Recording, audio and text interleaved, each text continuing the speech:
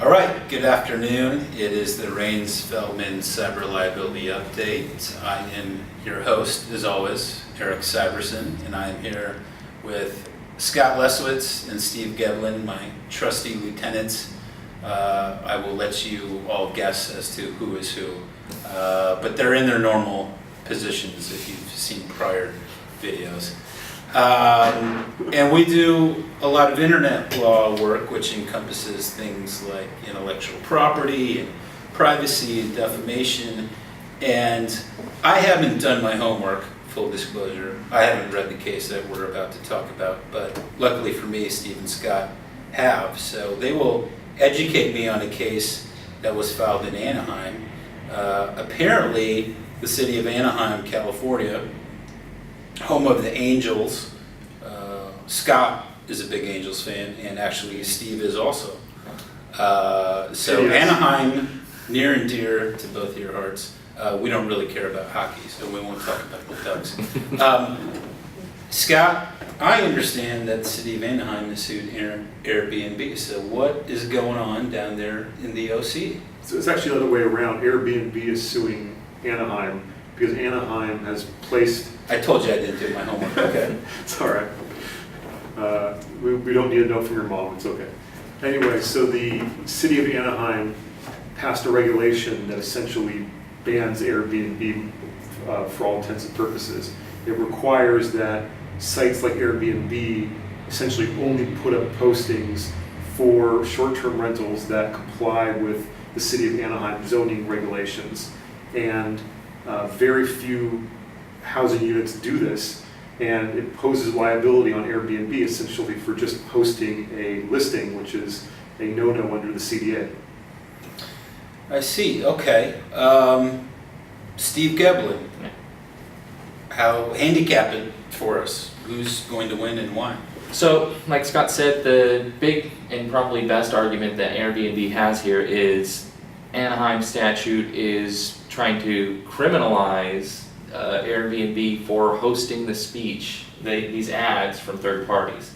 That seems to be a pretty clear violation of the CDA 230, Communications Decency Act 230 immunity, that we see a lot in our internet cases that pops up in everything from defamation to rights publicity, anything other than intellectual property that's going on online. Hosts aren't responsible for what their users do. That's right.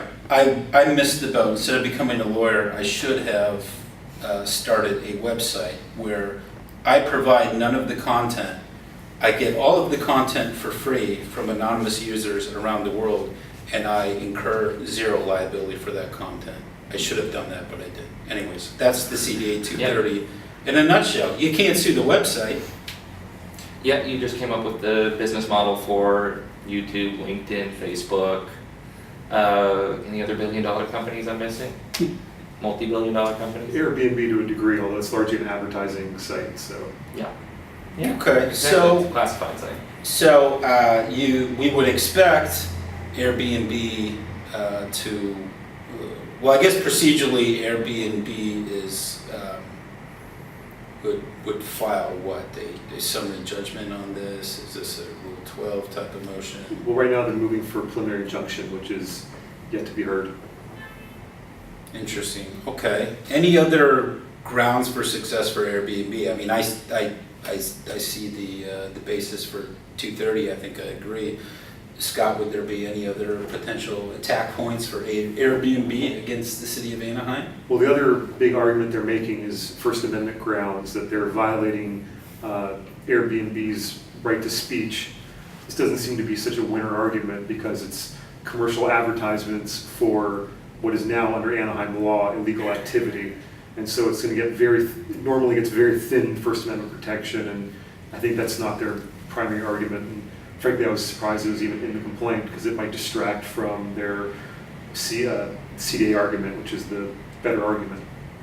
Well, I think I agree with that. I mean, commercial speech obviously enjoys, as you said, very thin protection. Otherwise, you could have people running around and ripping people off through false advertising means and what have you. So, okay, are there any other things that we should keep in mind or think about? I mean, this is a battle between a Silicon Valley darling and a city government. I suppose if I'm Airbnb, I'm very concerned about this idea of catching fire in other areas. I know, obviously Uber and Lyft and the taxi wars have had to deal with a tremendous amount of litigation.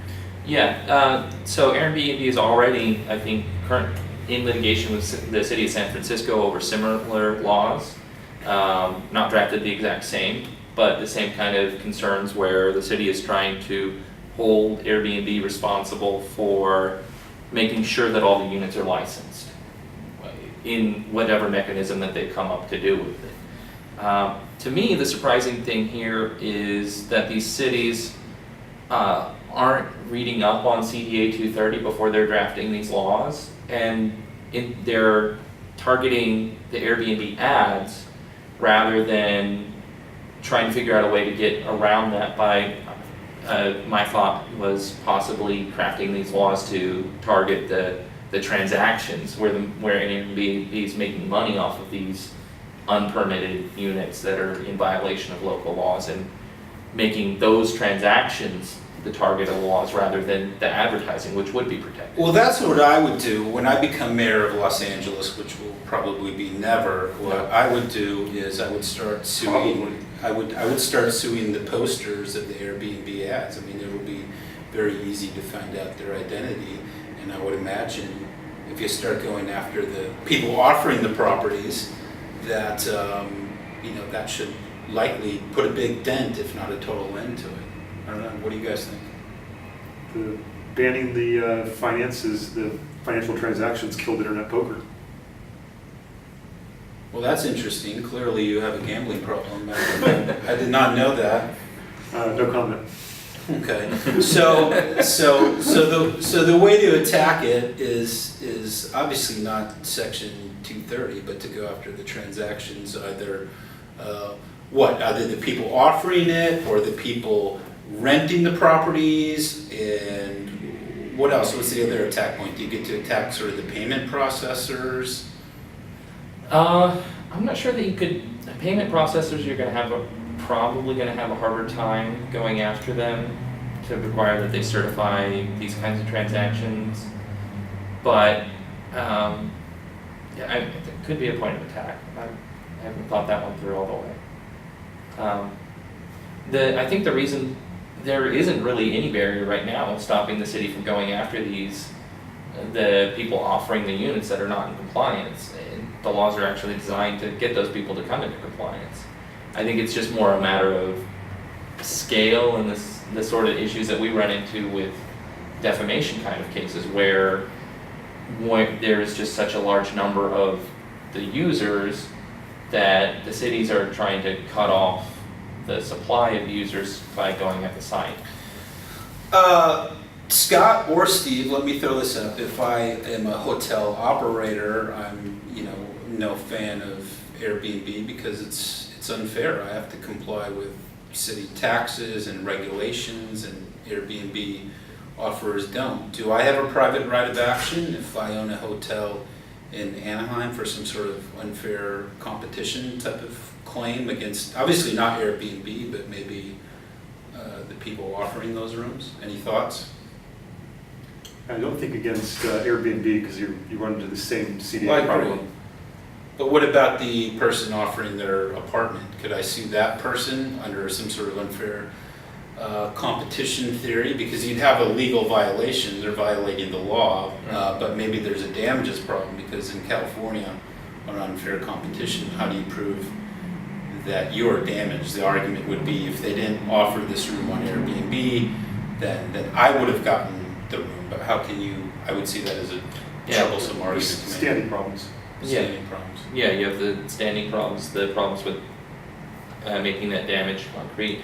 And also, you have a scale problem where if you're a hotel with 100 rooms or several hundred rooms, it doesn't quite make economic sense to go after these individual Airbnb users that even the most commercial ones are probably offering 10, 20, 30 rooms at a time at most. I'm not aware that there's really been any problem with these becoming large commercial enterprises that would make sense financially to go after. It's more an aggregate problem that is a headache for the hotels. Well, it could be like, I mean, Anaheim is a special case because even though it's a relatively small city in terms of area and population, you have Disneyland there. So there's a lot of need for hotel space, and there's not a lot of hotel rooms. And so there's actually one of the biggest per capita Airbnb usages in Anaheim. And what you would need is basically, if these suits are allowed, I think it's unlikely, but if it was, you would need a big enough hotel chain that's willing to do it, and essentially do what the record companies did before. One of their older strategies was to just pick out random people and sue them for a lot of money as a way to deter others for the off chance that you don't want to download illegal music because of the off chance that you'll be one of these people that gets a $3,000 demand letter. Yeah, and that strategy usually never works. We're getting the wrap it up sign, so thanks for joining us. We hope you enjoyed this discussion, and we'll see you next time.